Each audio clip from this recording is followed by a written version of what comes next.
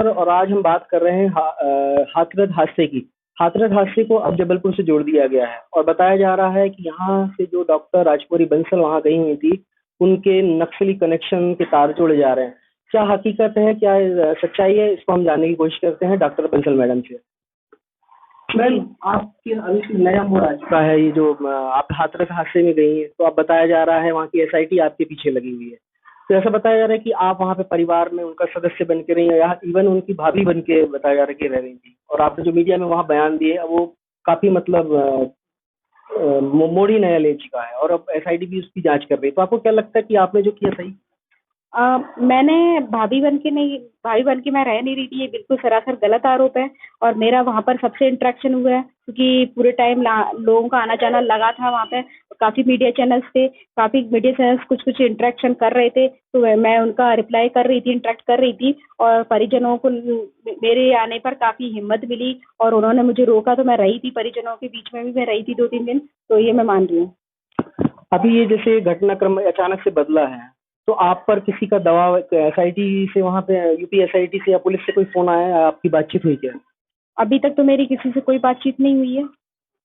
अगर ऐसा कुछ होता है, एसआईटी आती पूछताछ करती है, तो क्या उनका आप सहयोग करेंगे? बिल्कुल सहयोग करूंगी, मैं चाहती हूँ कि सच्चाई सामने आए सबके। आप जब हाथरस गए हुए थे, तो वहाँ पे क्या आपको लगा कि आपका कोई किसी ने जानने की कोशिश की थी या पहचान पूछा आपसे कि आप कहाँ से आए हैं, ये सब? जैसे कि काफी लोग मिलने जुलने आ रहे थे, मेरा सबसे इंटरेक्शन हो रहा था, तो मैं खुद अपना परिचय दे रही थी कि मैं कौन हूँ, कहाँ से आई हूँ, क्यों आई हूँ, मैं खुद आगे आके सबको बता रही थी। दूसरा, मुझे समझ में आया कि मेरे वहाँ पहुंचने से 4 तारीख को तो इतना किसी ने नोटिस नहीं किया, लेकिन 5 तारीख और 6 तारीख में रही, तो वहाँ एकदम से अचानक से खलबली मच गई। लोग एकदम से विजिट करने आने लगे, मेरे आई कार्ड को देखने लगे, मेरा आधार कार्ड मुझसे मांगने लगे, मेरा टिकट चेक करने लगे कि आप क्यों आई हैं, कहाँ से आई। अचानक से मेरे मुझसे सवाल जवाब बहुत बढ़ गए, एकदम से इंक्वायरी मेरे ऊपर बढ़ गई, तो मुझे लगा कि कहीं कुछ प्रॉब्लम हो रही है, मेरे आने से ऑब्जेक्शनेबल लग रहा है। ऐसा क्या कारण माना जा सकता है, क्यों मतलब एसआईटी आपके पीछे पड़ गई?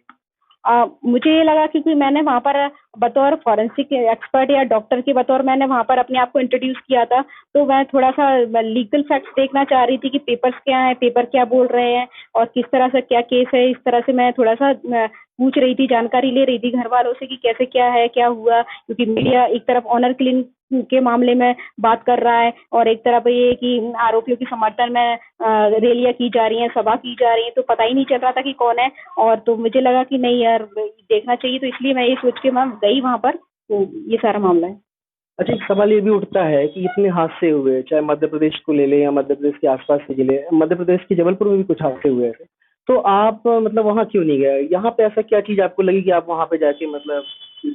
हाँ, मैं पिछले कुछ सालों से तो मैं बहुत व्यथित हूँ, देश की स्थिति देख करके। बहुत अत्याचार एकदम से बढ़ गया है, और ना जानबूझ के अत्याचार किए जा रहे हैं, क्या किए जा रहे हैं कुछ समझ में ही नहीं आ रहा। लेकिन ये मेरे लिए एक ऐतिहासिक था कि मेरे ख्याल से इतिहास में ऐसा पहले कभी नहीं हुआ है कि पीड़िता को मृत्यु के बाद भी सम्मान नहीं मिला है, और उसको इस तरह से जबरदस्ती परिजनों की मौजूदगी है, परिजन है उसको, तो भी उसको लावारिस समझ करके रातों रात सिस्टम द्वारा सबूत मिटाने की कोशिश की गई, फिर परिवार को ही नजरअंदाज किया गया। तो मुझे लगा कि हर बार यही होता है, हम शांत रहते हैं, हम तमाशा देखते हैं, मूक दर्शक बन जाते हैं, तो हर बार सिस्टम एक अगला स्टेप ले लेता है। जैसे आपने देखा होगा कि कठुआ केस में क्या हुआ था, तिरंगा यात्रा निकाली दी गई थी आरोपियों के समर्थन में। उन्नाव केस में क्या हुआ था, पूरे परिवार को, पीड़िता के परिवार को कुचलवा दिया गया था। तो मुझे लगा था कि यहाँ पर भी ऐसा कहीं ऐसा ना हो कि परिवार ही कोई गायब कर दे।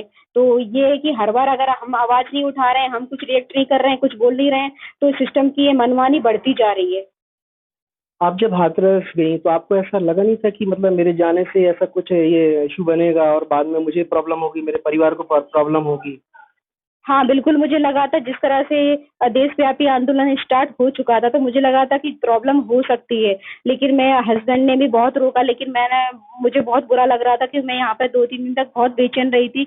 ये ऐसे कैसे चलेगा और कब तक चलेगा, और हमारे पढ़े लिखे शिक्षित होने का क्या मतलब है? अगर आज भी हम चुप नहीं रहे, तो धीरे धीरे संविधान खत्म हो रहा है, देश में कोई भी संवैधानिक तरीके से काम नहीं हो रहा है, और हमारी आने वाली पीढ़ियां फिर से गुलामी की ओर अग्रसर हो चुकी है। आपको अगर कुछ करना था, जैसे सहयोग करना था या पीड़ित परिवार को मतलब सहायता करनी थी, वो यहाँ पे भी तो कर सकते थे, जरूरत क्या थी वो हाथरस जाने की? मैं जैसा कि मैंने बताया कि एक तरफ केस को अचानक से पलट दिया गया कि ये ऑनर किलिंग का मामला है। तो मेरा दिमाग में ये आया क्योंकि मीडिया को मैं देख रही हूँ, मीडिया लगभग पूरा बिक चुका है। मैं किसी पर्टिकुलर चैनल के लिए नहीं बात कर रही हूँ, तो मीडिया के फैक्ट्स को मैं नहीं बिलीव कर रही हूँ। तो मुझे लगा कि वाक़ई में क्या है, ये केस क्या है? तो मैं खुद जाके वहाँ देखूँगी, खुद जाके पेपर्स देखूँगी, तब मुझे शायद सच्चाई पता चले। ये सोच के मैं चली गई। नहीं, मीडिया की जैसी बात कर रहे हैं आप, लेकिन मीडिया ने तो सहयोग किया, मीडिया ने तो इस मामले को सामने लाया। हाँ, बिल्कुल मैं मानती हूँ, बहुत अप्रिशिएबल है जिस तरह से तनुश्री पांडे मैडम ने रात के 2:30 बजे कवरेज किया और और एबीपी न्यूज़ की जो महिला रिपोर्टर थी, उन्होंने इतना बिल्कुल साहसिक काम किया कि बिल्कुल 2 दिन तक उन्होंने संघर्ष किया कि हम परिवार से मिले बिना, परिवार को देखे बिना वहाँ से जाएँगे। तो मेरी असली इंस्पिरेशन वो थी कि वो जब ड्यूटी कर रही हैं वहाँ पे, कहीं न कहीं उनमें मानवता होगी तभी वो इतना संघर्ष कर रही हैं। तो हम क्यों नहीं कर सकते? हम उनका साथ क्यों नहीं दे सकते? तो हम क्यों नहीं उनके साथ बोल सकते कि हम भी आपके साथ हैं और हम भी चाहते हैं कि सच्चाई पता चले। आपको डर तो नहीं लग रहा है? नहीं, मुझे कोई डर नहीं लग रहा है क्योंकि मैंने कोई गलत काम नहीं किया है, मैंने कोई क्राइम नहीं किया है, तो डरने की मुझे नहीं लगता ज़रूरत है। अच्छा, एक चीज़ और सामने आई, आपने बताया कि अब जब आप वहाँ पे थे तो आपका कॉल टेपिंग हो रहा था, प्लस उसके अलावा कि आपकी आईडी भी शायद चेंज हो गई थी, कलर आईडी में कुछ और ही नाम, तो उसकी कहीं शिकायत की क्या? हाँ, हाँ, ये हुआ था जब मुझे पता चला कि मेरे किसी परिचित ने बताया कि आपका नंबर अचानक से उज़्बेकिस्तान के नाम से शो हो रहा है, जबकि ये मेरा करीब 12-13 साल पुराना नंबर है, मेरी खुद की आईडी का नंबर है, मेरे परिचितों के फ़ोन में मेरे नाम से सेव है, तो अचानक से उज़्बेकिस्तान के नाम से क्यों चेंज हो गया? तो मुझे थोड़ा डाउट हुआ कि मेरे नंबर पर टैम्परिंग की जा रही है और मैंने वहाँ पर पुलिस वालों को बताया, मैंने वहाँ पर कि मुझे ऐसा लग रहा है, मैं इस चीज़ के लिए एक्शन लेना चाह रही हूँ। तो उन्होंने बताया कि आप लिखित में कंप्लेंट करिए। फिर मुझे लगा कि कंप्लेंट भी करना है, तो फिर मैं अपने शहर आके करूँगी। तो इस संदर्भ में मैंने लिखित में कंप्लेंट करी है साइबर सेल में। तो साइबर सेल से कुछ है कि आपको? अभी कोई बैक रिस्पॉन्स तो मुझे मिला नहीं है अभी तक। अभी जो अचानक मतलब एकदम आप लाइट में आ गए, मीडिया के मेन स्ट्रीम मीडिया से लेकर सभी आपको मतलब वो कर रहे हैं, तो अब ये होने के बाद दबाव सा भी बना है यहाँ के मतलब मेडिकल प्रशासन पे, तो आपको शायद आज आपके जो डीन है उन्होंने एक नोटिस भी, शोकॉज नोटिस भी जारी कर दिया, तो आपको लगता है कि इन्होंने जो शोकॉज नोटिस जारी किया वो मतलब सर्विस रूल के हिसाब से सही? मुझे ये पता है कि आप सर्विस कुछ भी करो, प्राइवेट करो या गवर्नमेंट करो, आपका अगर ज़मीर जिंदा है तो आप हमेशा मदद के लिए आगे आओगे, आप मानवता के लिए हमेशा बात करोगे, आप हमेशा गलत का विरोध करोगे। मुझे पता है कि मेरे जॉइनिंग रिक्रूटमेंट लेटर में कहीं नहीं लिखा है कि मैं ज़रूरतमंद की मदद नहीं कर सकती हूँ। मुझे लगा कि जाना चाहिए और मुझे वहाँ, मेरे जाने से वहाँ पे उनको मदद मिली, तो ये मेरे लिए बहुत गर्व की बात है। आज भी इतना सारा मामला सामने आया, तो आज आपकी डिपार्टमेंट की किसी अधिकारी से, किसी आपके सहयोगी से बात?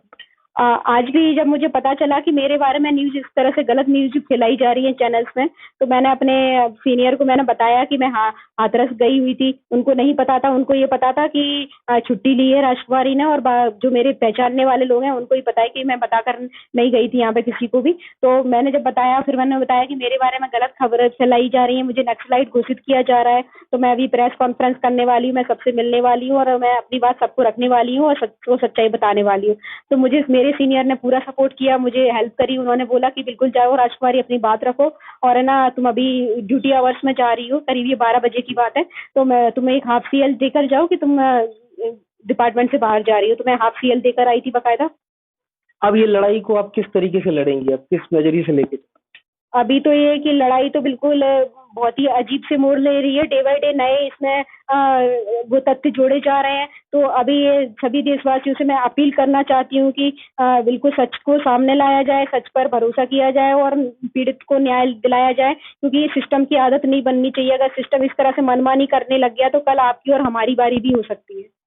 तो अभी आपको क्या लगता है कि आपने जो कदम उठाया, परिवार के लोग परिवार के लोगों को भी पता चला होगा, तो परिवार से किस तरीके से?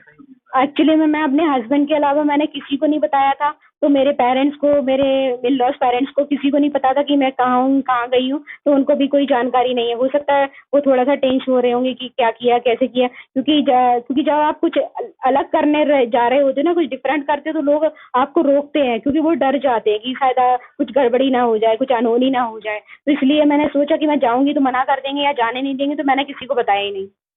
अब अगला स्टेप क्या रहेगा आपका?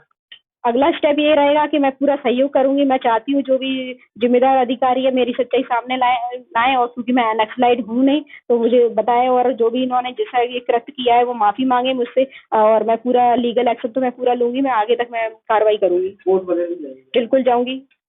क्या कोर्ट में क्या करना है? मैं अपने एडवोकेट से मैं बात करूँगी, क्या लीगल एक्शन ले सकती हूँ, क्या ये गलत है क्या? अगर गलत के खिलाफ अत्याचार के खिलाफ अगर आप आवाज़ उठा रहे हो तो आज के हमारे आज़ाद देश में उसको नक्सलाइट कहा जाता है। मैं पूछना चाहूँगी कि संविधान में ऐसा क्लॉज़ है क्या? आज़ाद देश में हम अगर अपनी आवाज़ उठाते हैं तो उसको नक्सलाइट करने की कोशिश की जा रही है। अब ये कहाँ तक सही है अभी देखते हैं कि अभी ये जो लड़ाई है कहाँ तक जाएगी। अब हमें इंतज़ार है यूपी पुलिस का और एसआईटी का कि वो क्या मैडम के पास आके क्या जानकारी लेती है और मैडम उनको किस प्रकार का सहयोग करती है। जबलपुर से मंगलेश।